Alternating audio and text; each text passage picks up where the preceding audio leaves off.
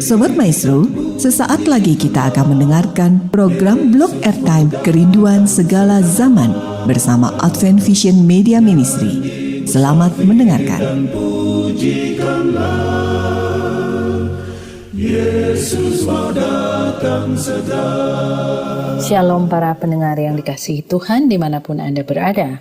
Saudara sedang bersama Advent Vision Media Ministry dalam program Kerinduan Segala Zaman bersama saya Dr. Grace Rantung.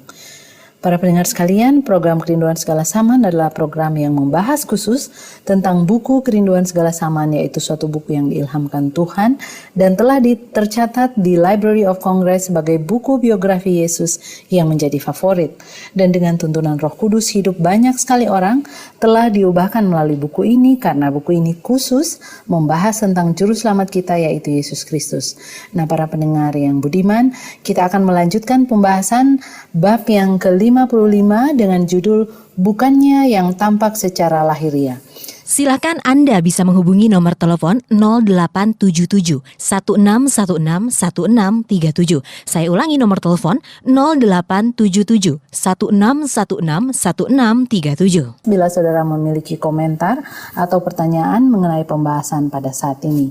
Dan saat ini saya sedang bersama dengan narasumber kita, Dr. Alvin Rantung. Shalom Dr. Alvin. Shalom Dr. Grace. Dan saya juga ditemani dua ibu yang cantik, Ibu Doli Rumagit. Shalom Ibu Doli. Shalom Dr. Grace. Dan Ibu Jenny Tarigan. Shalom Ibu Jenny. Shalom Dr. Grace. Para pendengar yang budiman, kali ini Dr. Alvin akan membahas ringkasan bagian yang pertama dari bab 55. Silakan Dr. Alvin. Terima kasih. Para pendengar yang dikasihi oleh Tuhan, sebelum kita mempelajari kebenaran firman Tuhan yang terdapat dalam buku Lukas pasal 17 ayat yang ke-20 sampai yang ke-22 dan telah dirangkum dalam buku Kerinduan Segala Zaman bab 55 ini, kita tunduk kepala sejenak, kita berdoa.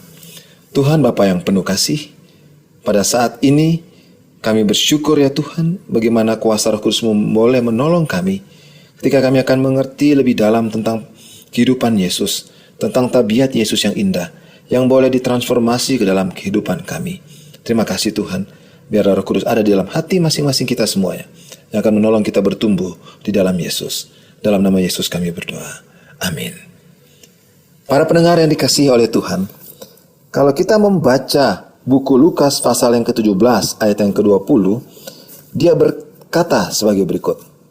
Atas pertanyaan orang-orang Farisi, apabila kerajaan Allah akan datang? Saudara-saudaraku yang dikasihi Tuhan, beberapa dari antara orang Farisi itu telah datang kepada Yesus dan mereka bertanya, bagaimanakah kerajaan Allah akan datang? Saudara-saudara, lebih dari 3 tahun yang lalu, sejak Yohanes Pembaptis memberikan pekabaran yang laksana suaranya bagai bunyi nafiri yang telah digemakan di seluruh negeri itu, yang berkata, kerajaan surga sudah dekat. Seperti yang kita bisa baca dalam Matius 3 ayat yang kedua. Tetapi sampai saat di mana orang-orang Farisi ini bertanya kepada Yesus, mereka belum melihat bukti berdirinya kerajaan itu. Banyak dari antara orang-orang ini akhirnya menolak ajaran Yohanes Pembaptis. Dan setiap langkah akhirnya mereka menentang Yesus yang menyindir bahwa tugas-tugasnya itu berasal dari Bapa. Dan mereka mengatakan bahwa dia ini bukan anak Allah.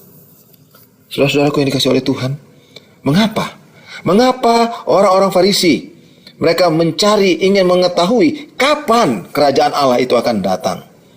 Tapi apa jawab Yesus, saudara-saudaraku? Yesus menjawab dalam ayat tersebut, kerajaan Allah datang tanpa tanda-tanda lahiriah. Dia juga mengatakan bahwa bila mana ada orang mengatakan ia ada di sini atau ia ada di sana, jangan kamu pergi ke sana. Saudara-saudaraku, kerajaan Allah itu sebenarnya mulai dari dalam hati kita. Jangan kita melihat ke sini atau melihat ke sana untuk mencari sesuatu yang menyatakan bahwa itulah kerajaan Allah.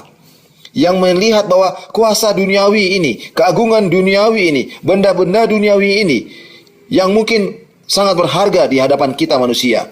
Itulah kerajaan Allah. Itu bukan kerajaan Allah. Akan datang waktunya. Kamu ingin melihat satu daripada hari-hari itu, kata anak manusia. Tapi kamu tidak akan melihatnya. Karena tidak disertai dengan kebesaran duniawi ketika Yesus datang ke dunia ini. Maka Yesus ditolak oleh orang-orang yang mencintai diri mereka dan berusaha untuk mengangkat diri mereka terhadap keinginan dunia mereka ini dipertumbuhkan. Saudara-saudaraku, Yesus juga berkata, kamu tidak menyadari betapa besarnya kesempatan sekarang ini oleh hadirnya Yesus di antara manusia. Immanuel. Ketika Yesus lahir, itulah kata-kata yang diungkapkan, Allah beserta dengan manusia. Tetapi Allah yang menjadi manusia, Allah yang hadir di tengah-tengah manusia, telah ditolak, disingkirkan oleh karena manusia ingin mencari keindahan duniawi itu.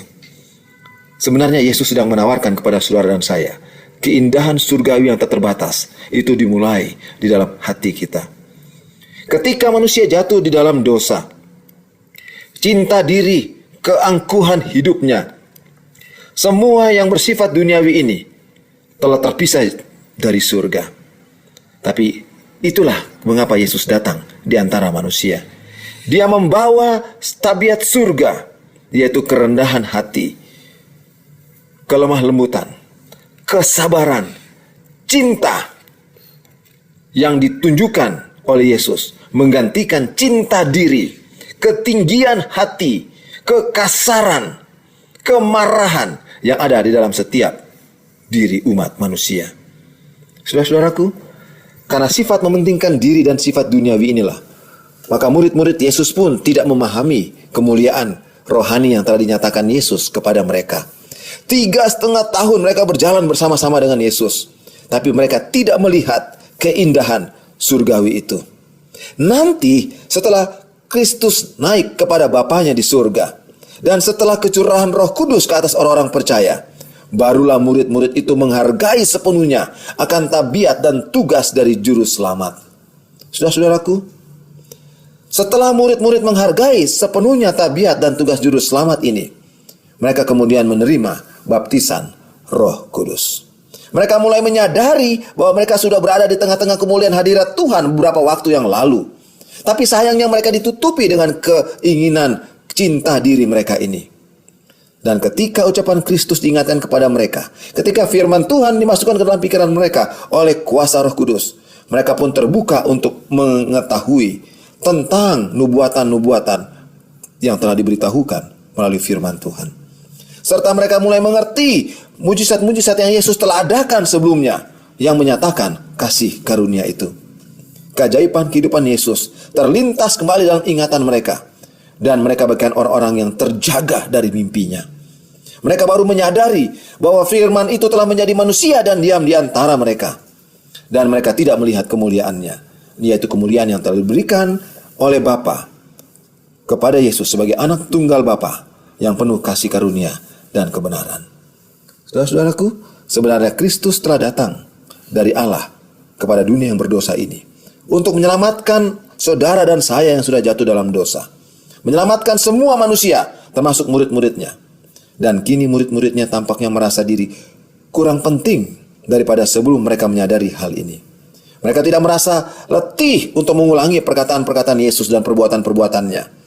Pelajaran yang Yesus telah berikan kepada mereka selama 3,5 tahun mereka berjalan bersama-sama kini menjadi jelas bagi mereka. Dan mereka tidak ragu-ragu lagi untuk menyampaikan sukacita yang besar ketika mereka mengenal Yesus lebih dalam. Bagaimana dengan kita, saudara-saudara? Apakah kita mengenal Yesus lebih dalam? Apakah kita hanya mau mencari Yesus, melihat nampak kemewahan duniawi yang luar, tampak dari luar, seperti upacara-upacara gereja yang begitu hebat, lagu-lagu yang begitu mewah, penampilan-penampilan yang begitu mengagumkan? Ataukah Yesus ada di hati kita, yang menjadikan kita rendah hati, sabar, lemah lembut, kudus, dan penuh kasih? Biarlah Tuhan menolong kita. Kita boleh mengerti lebih dalam bahwa kedatangan Yesus Immanuel ada di tengah-tengah kita untuk menjadikan tabiat saudara dan saya menjadi seperti Yesus. Tuhan memberkati kita. Terima kasih Dr. Alvin, para pendengar yang dikasihi Tuhan.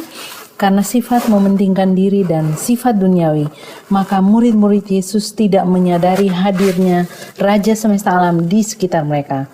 Hanyalah nanti dengan kuasa Roh Kudus yang memampukan mereka, sehingga akhirnya mereka menyadari kemuliaan Allah tanpa kebesaran duniawi. Kami berharap agar pendengar masih terus bergabung bersama kami dalam pembahasan bab yang ke-55, bukannya yang tampak secara lahiriah.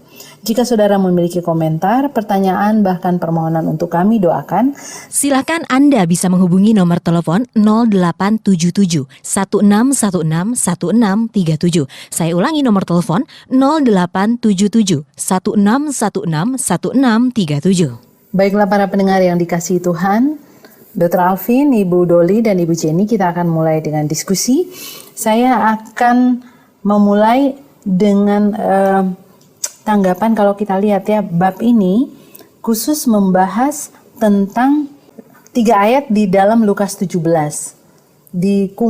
Dikupas oleh penulis menjadi satu bab. Berarti 3 ayat ini adalah hal yang penting sampai dibahas sebagai satu bab. Hanyalah ayat 20 sampai ayat 22. Dan dimulai ketika orang Farisi bertanya, kapan kerajaan Allah itu akan datang? Padahal kita tahu bahwa Yesuslah kerajaan Allah yang dihotbahkan oleh Yohanes Pembaptis. Bertobatlah kamu karena kerajaan surga sudah dekat. Jadi Yesus yang sudah berada di tengah-tengah mereka, hidup di dunia ini lebih dari 30 tahun, mereka nggak kenal. Yang mereka malah nanya, kapan kerajaan Allah itu datang? Karena pengertian mereka yang begitu berbeda. Nah, bagi saya, ini sudah terjadi kepada pemimpin-pemimpin Yahudi yang setiap hari mulai dari kecil baca Alkitab pada zaman itu, yang membicarakan tentang firman Allah, sangat ketat mengikuti peraturan, tetapi jadi salah mengerti. Dituliskan dalam bab ini, mereka tidak mengerti, kurang jelas, mereka lambat untuk mengerti apa yang Yesus sampaikan. Nah, ini menjadi amaran. Mungkin pada suatu situasi atau pada banyak situasi dalam hidup kita, Tuhan udah kasih tahu, Tuhan malah sudah hadir, mungkin Tuhan sudah membuat mujizat, cuma kita kita nggak sadar. Kita tanya, Tuhan sudah berkati, tapi kita tanya, Tuhan berkati, atau kita minta Tuhan berkati saya. Saya melihatnya seperti itu. Mungkin ada komentar, Ibu Jenny, silakan. Terima kasih Dr. Grace. Kita aplikasi dalam kehidupan kita sehari-hari. Sedangkan murid-murid Yesus yang sudah bersama dia, mereka kadang-kadang masih ragu, meragukan dia, dan mereka nggak ngerti kapan kerajaan surga itu datang. Bagaimana dengan kita sekarang ini yang kita hidup di dunia yang penuh dengan penuh dengan pergumulan dan kadang-kadang ketidakpastian. Dan kadang-kadang kita sudah ke gereja, pasti banyak juga persoalan yang kita hadapi. Dan sekarang ini saya lihat manusia maunya kan mau instan. Kalau dia sudah rasanya dia sudah rajin ke gereja, rajin gitu, kayaknya mau enak-enak aja semuanya. Harus dapat berkat. Dapat berkat. Dan kalau dia susah sedikit kok kayaknya nggak didengar Tuhan doanya, atau dia sakit. Jadi gimana nih kalau untuk kayak kita di zaman sekarang ini, Dr. Alvin, saya minta diterangkan. Terima kasih. Sebenarnya kalau kita lihat kondisi kita sekarang ini dibandingkan dengan orang-orang murid-murid Yesus, kita jauh lebih bahagia, lebih baik sekarang. Kenapa? Karena kita sudah lihat punya sejarah, ya kan? Dan Yesus katakan sejarah-sejarah ini akan terulang lagi di masa yang akan datang, di mana kita hidup seperti sekarang ini. Sebenarnya kita sudah memiliki jalan keluar. Bagaimana murid-murid ketika 3,5 tahun berjalan bersama Yesus, mereka dengan begitu tujuan mereka mengikuti Yesus adalah supaya Yesus mendirikan kerajaan duniawi. Oleh karena mereka punya kerinduan adalah mereka sudah dijajah, mereka sudah tidak menjadi orang-orang yang tidak bisa bebas. Kerajaan ini, tanah ini tadinya mereka punya, sudah dijanjikan oleh firman Tuhan, tapi sekarang dimiliki oleh kerajaan Roma. Kapan ini penjajahan ini lepas? Tapi mereka tidak mengerti. Nubuatan di awal-awal di buku perjanjian lama pun menyatakan bahwa ketika Yesus datang itu adalah untuk menyatakan kerajaan kasih karunia gitu. Bukan melepaskan mereka dari penjajahan badani, tapi melepaskan penjajahan dari penjajahan yang lebih besar lagi, itu penjajahan dosa. Mungkin aplikasi bagi kita sekarang adalah manusia sampai sekarang masih berusaha untuk melepaskan diri dari penjajahan badani. Kita masih rasa kita punya badani ini lebih penting, lebih berharga dibandingkan dengan jiwa kita. Ya, dari kebutuhan rohani kita. Kan Yesus mengatakan, kamu nggak usah takut, nggak usah khawatir akan apa yang kamu makan, kamu minum, kamu pakai, akan tubuhmu, ya kan? Bahkan akan hidupmu sendiri. Tapi kamu perlu khawatir kepada siapa yang bisa membinasakan jiwamu dan juga tubuhmu. Seringkali kita khawatir bagi hanya orang yang mengancam kita punya badan. Kalau kita nggak makan, kita jadi susah. Kalau kita nggak dapat pekerjaan, kita jadi susah. Kalau kita misalnya tidak dapat kedudukan, supaya nama baik kita diangkat, tidak diberkati. Jadi kita mencari berkat-berkat duniawi gitu. Padahal berkat-berkat duniawi inilah yang Yesus mengajarkan kepada kita akan membuat kadangkala kita jauh dari Tuhan. Oleh karena ketika Yesus mau mengajarkan kita kerendahan hati, kesabaran, kelemah lembutan, nah akan terjadi dengan segala unsur-unsur duniawi tadi. Ya, contohnya kita senang kedudukan tinggi. Yesus lagi ajar kita tentang kerendahan hati. Lalu Yesus ajarkan tentang kita menjadi sabar. Tapi kita tidak sabar oleh karena kita takut akan masa depan, kita khawatir. Jadi kita nggak sabar. Kita mau cari sekarang kumpul uang sebanyak-banyaknya, contohnya begitu ya. Atau yang lain lagi, Yesus mau mengajarkan kita kelemah lembutan. Zaman sekarang orang itu cepat sekali marah. Salah sedikit kalau kita disinggung, ya kita langsung hantam orang lain. Langsung sudah menyala. Tapi itulah kita senang di situ, bukan? Tapi Yesus mau mengajarkan kita sekarang tentang bagaimana tabiatnya yang sebenarnya. Oleh karena itu seringkali doa kita seperti pengalaman Yesus adalah bagaimana kita minta untuk mengikuti Yesus itu sangkal diri terhadap hal-hal yang kita sukai tapi kita perlu tidak lakukan. Lalu yang kedua kita pikul salib, dan salib ini tidak ringan. Seringkali kita jadi susah, seringkali kita jadi aduh kenapa saya begini. Tapi bila mana kita lihat pengalaman Tuhan berjalan sini seperti murid-murid ketika dia melewati kesulitan kematian Yesus dan mereka menyadari berkat Roh Kudus menjadi bagian mereka, betapa sukacitanya mereka menyampaikan kabar yang baik ini tentang Yesus. Tapi setelah melalui proses kematian Yesus dulu. Iya, terima kasih. Mungkin sedikit menanggapi yang disampaikan Ibu Jenny tadi, bahwa memang yang menutupi pengertian kita akan firman Tuhan atau akan tabiat Yesus yang menjadi pusat dari apa yang dia mau sampaikan, yaitu kerajaan kasih karunia, itu adalah kepentingan-kepentingan diri kita. Dan seringkali kita pikir kepentingan diri kita itu adalah kebutuhan-kebutuhan kita. Ya, itu tadi. Ibu Doli, silakan. Oke, saya perhatikan di sini bagaimana orang-orang Farisi itu karena sifat mementingkan diri, kemunafikan mereka, karena mereka takut posisinya diambil ya, diambil dari mereka. Karena Kristus datang menemplak cara hidup mereka dengan memberikan kasih kepada semua umat-umatnya. Tapi setelah kecurahan Roh Kudus, maka Yesus telah nyata kepada ke-12 muridnya. 3 tahun lebih mereka bergaul, tapi murid-muridnya nggak sadar, nggak jelas betul makna dari tugas Yesus datang. Tapi setelah ada hadirnya Roh Kudus, baru mereka menyadari bahwa Yesus datang untuk menyelamatkan orang berdosa. Bagaimana Dr. Alvin? Apakah itu memungkinkan umat Tuhan sekarang? Karena mereka melihat secara lahiriah saja, tapi dengan tidak ada Roh Suci dalam kehidupannya, maka akan kehilangan kehidupan kekal. Apa itu bisa terjadi? Ya, betul. Karena hanya Roh Kudus yang boleh membawa kita, menuntun kita kepada kebenaran. Dan kebenaran inilah yang akan membuat sebagai pintu kita masuki kehidupan yang kekal, kerajaan surga itu. Berarti landasannya kalau tanpa Roh Kudus kita tidak bisa. Nah, sekarang kita lihat bagaimana proses Roh Kudus itu turun ketika di zaman murid-murid Yesus ini. Murid-murid Yesus ini sebelum kecurahan Roh Kudus, mereka harus melalui proses di mana segala keinginan mereka tidak dipenuhi, bukan? Mereka melihat Yesus harus menjadi raja. Tapi sekarang Yesus jadi raja, dia mati. Mereka pengen Yesus ini jadi raja. Tapi sekarang Yesus yang menjadi raja ini yang mereka angan-angankan kok dihina, diludah, dia nggak balas. Kecewa mereka. Sampai kalau kita pelajarannya, sampai Thomas juga dia harus membuktikan bahwa Yesus ini bangkit dengan dia cara lihat itu lubang yang ada di tangan, mencucukkan tangannya di bekas luka di mana paku-paku yang tertancap di tangan Yesus. Ya kan? Jadi ketika murid-murid sebelum menghadapi curahan Roh Kudus harus ada dulu istilahnya belajar bagaimana keinginan kita itu dimatikan dulu. Pengharapan kita yang kita angan-angan tinggi itu jadi hancur dulu. Melupakan diri. Dan ketika kita mulai belajar rendah hati demikian, maka dengan mudah Roh Kudus akan mengingatkan kita akan pengalaman-pengalaman rohani yang besar. Makanya dalam ungkapan berbahagia di dalam buku Matius pasal 5, bahagia yang pertama adalah berbahagialah orang yang rendah hatinya. Artinya tidak ada lagi kepentingan diri, tidak lagi itu, kita belajar untuk menjadi rendah hati. Dan di akhir daripada itu semua adalah kita memiliki kerajaan surga. Iya benar, saya suka ada satu kalimat yang saya baca minggu kemarin yang menyampaikan dosa dimulai dengan kesombongan Lucifer dan diakhiri dengan kerendahan hati Yesus. Karena dosa itu adalah awal. Sehingga Yesus memang perlu mengajarkan sifatnya yang sudah hilang, yaitu kerendahan hati. Nah, kerendahan hati kan sangat ditolak oleh para petinggi orang-orang Israel karena mereka sudah menjaga diri dengan eksklusivitas.